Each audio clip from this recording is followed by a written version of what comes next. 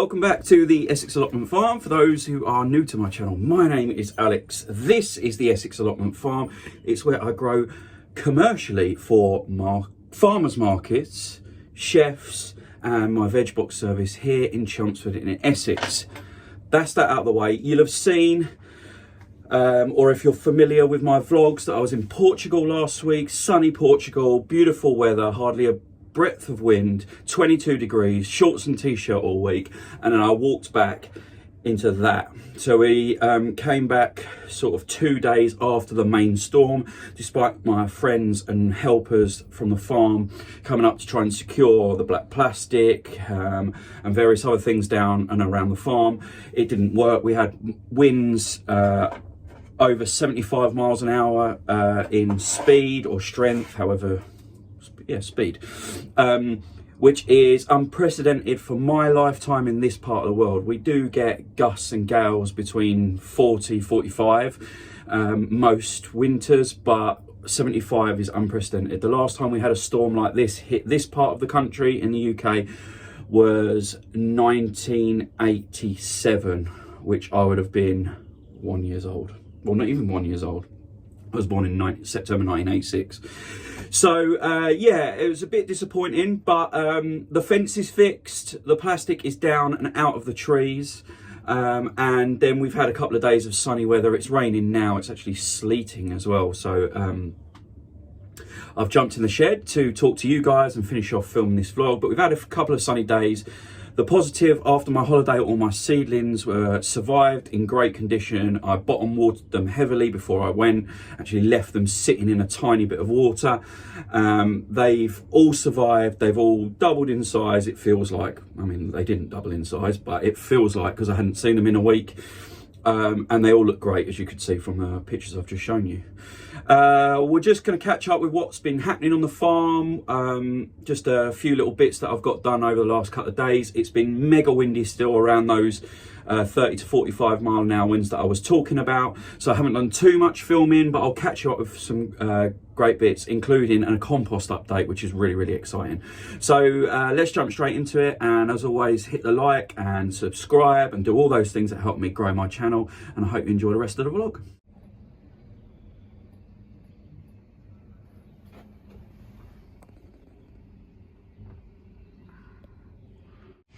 So let me catch you up with some of the stuff that's going on and some of the stuff that's going quite well and growing. We're in the communal area, which is the bit near my shed.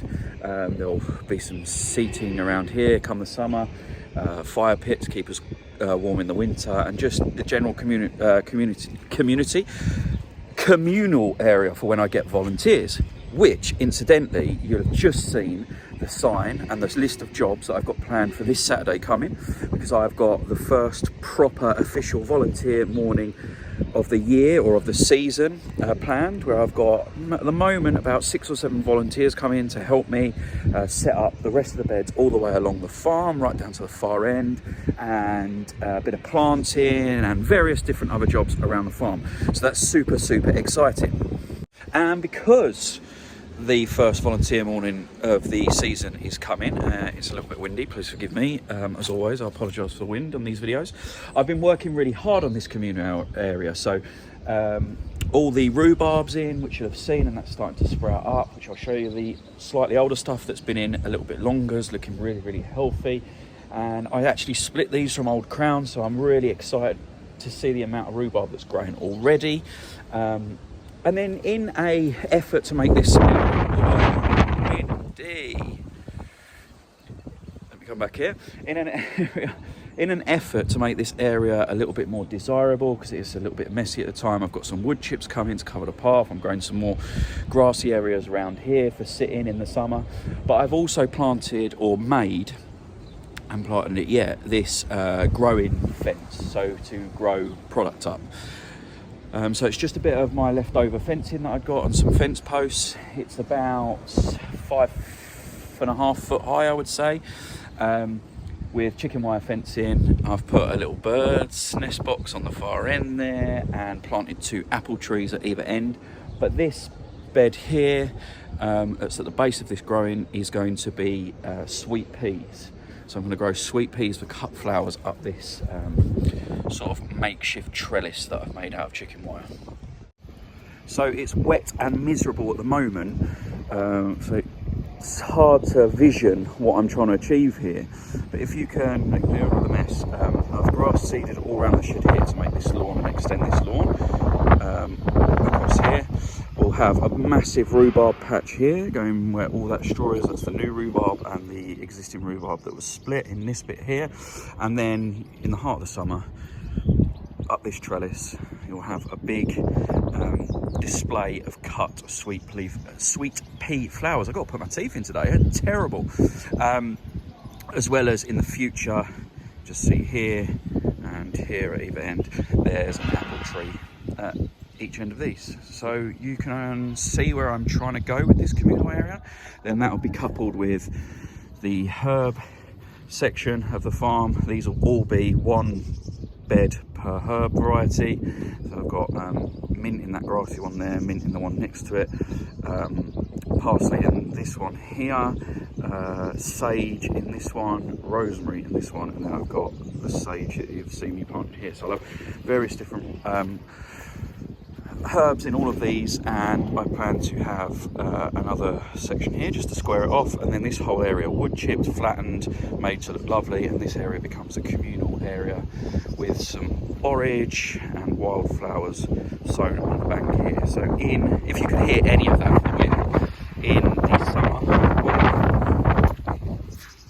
that should look quite cool. The sun has come out. It stopped raining, stopped sleeting, and the sun's come out. There's not much going on in the beds at the moment. The wind hasn't stopped. So I am trying my best to shelter you from the wind. There's not much going on in the beds at the moment. I've lost a lot of tarpaulin up, as you would have seen in the previous clips.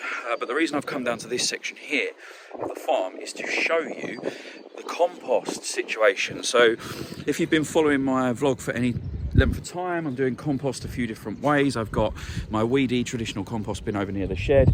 I've got this almost unlimited supply of rabbit manure, which I'm storing in pallets like this to let it sort of break down really slowly and naturally.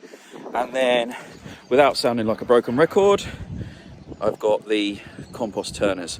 Now, it's been 22 days since I started the first compost turner, and I think I've got reusable compost right here, right now, so let me show you.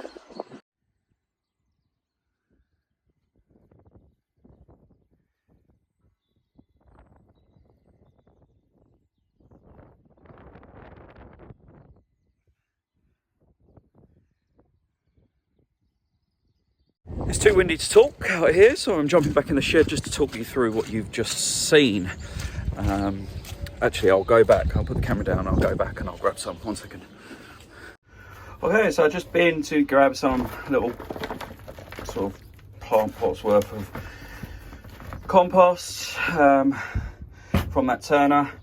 Let me just chuck up on the screen what it looked like when I first put it in there. Just give you a bit of context, so 1 second.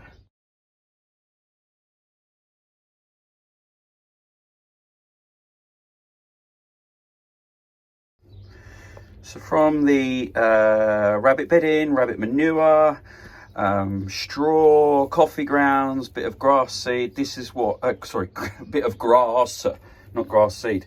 This is what I've ended up with, or I've got after 22 days. 20 days? 22 days. This is what I ended up with, and it's important to know that I'm not trying to make a completed compost at this point. I'm trying to make a nice mulch to go around plants or on the beds for me to plant into, that's just nutrient and just nutrient rich and good for the soil, as opposed to putting it down sort of uncomposted at all and it's sitting like the rhubarb on top of the rhubarb. So that's what it looks like if you put it down sort of as I receive it, which is about 3 months old. But by putting it through this process, it's a lot darker, it's a lot try and get it so it's not in the sun so you can actually see. It's a lot more broken down. The process has started really well. It's obviously a bit more damp and dense, and yeah, it's what I'd call a usable mulch compost. You couldn't sow seeds into it. It's too thick and coarse still, but it's in a lot better shape, and it's worth putting some of it for focused areas around brassicas and things like that are hungry plants, leafy plants that are hungry. It's worth putting some of it through the quick composter and focusing some of the attention on that compost to produce slightly better, slightly more nutrient rich compost for focused areas around the farm. Obviously in this way I'm not going to be able to make loads and loads of it like this to mulch all the beds, but it's good to have as a focus and compost specifically for high value areas or hungry plants. So I thought that's quite good for 22 days. Obviously, if you're more interested in that process, I've done some previous vlogs on it. When I get time, I'll think about doing a vlog like start to finish at the various different stages, all in one vlog. But otherwise, go back to the ones that have got compost in the title and you'll see how I did that process and how I've managed to get sort of usable mulch compost in 22 days, which I think is fantastic. It is really, really windy, so I'm going to cut the vlog there for this week, or not for this week, for this today. And I'm having a terrible time to get my words out, as you probably realised if you've stuck with this vlog for this far. But like I said, on Saturday, I've got some really exciting volunteer stuff going on. We'll have loads of jobs going on the farm, so I'll try and document some of that and at the very least take you through what we got completed over at the weekend. So thanks for watching as always. I appreciate your support. Hit that like button and I'll see you in the next one. Bye-bye.